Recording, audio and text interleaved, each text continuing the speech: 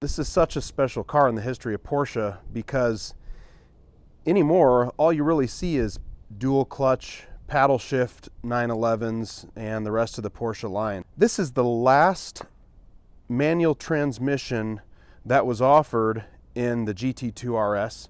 It is also the most powerful Porsche that was ever built with a manual transmission. A lot of people think of the Carrera GT, but I believe that was actually rated at 605 horsepower. This car has 620 horsepower, twin turbo flat six. It was a Metzger designed engine. Hans Metzger, of course, passed away here pretty recently, so everything that has one of his engine creations in the cars have really gone up substantially in value, and these have become great investment pieces. This particular example has 2,800 miles. The car had an MSRP of just under $260,000.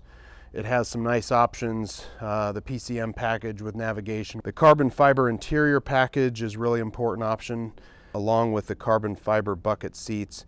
One of the only options this car does not have is the carbon fiber fenders. Another special thing about the GT2 RS is this car comes with a factory titanium exhaust system, and when you get the car up on a lift, you can actually see a stamping up underneath the center of the exhaust that says Akrapovic. So Akrapovic made the OEM exhaust for Porsche on the 997 GT2 RS. I think one of the really significant things with regards to the GT2 RS, specific with the 997 model, this of course being a 2011 model year, so this is considered a 997.2.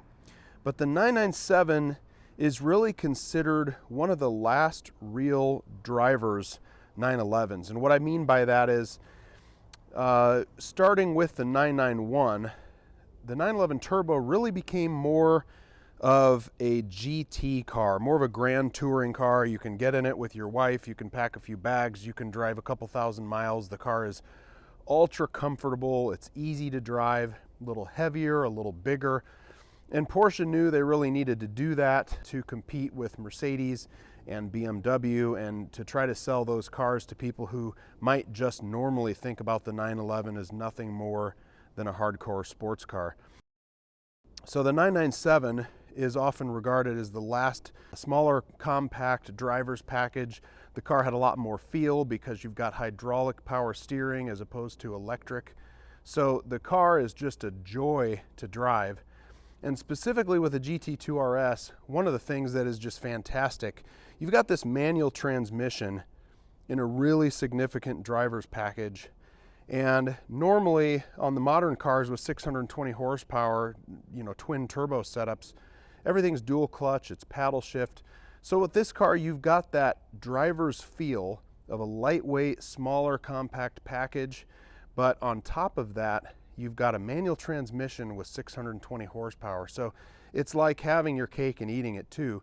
This car is a significant driver's car, but yet it packs the modern punch of a 620 horsepower twin turbo supercar. So even though this is from 2011, I mean, you're talking about performance that rivals cars that are out today. A few of the standout details that make the GT2 RS really special is their significant effort for weight reduction in this car.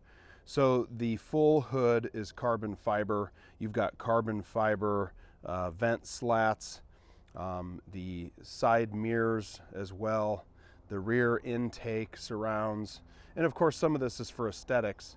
But when you get inside the car with things like the carbon seats, now you're starting to talk about some significant weight reduction with those versus the power seats. Also, as we got into earlier, full titanium exhaust cuts quite a bit of weight too.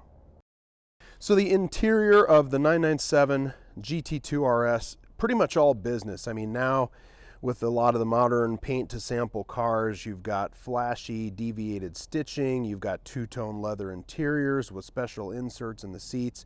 And this car, as you can see, was really a lot more about just the business of driving. I mean, you've got the Sport Chrono package.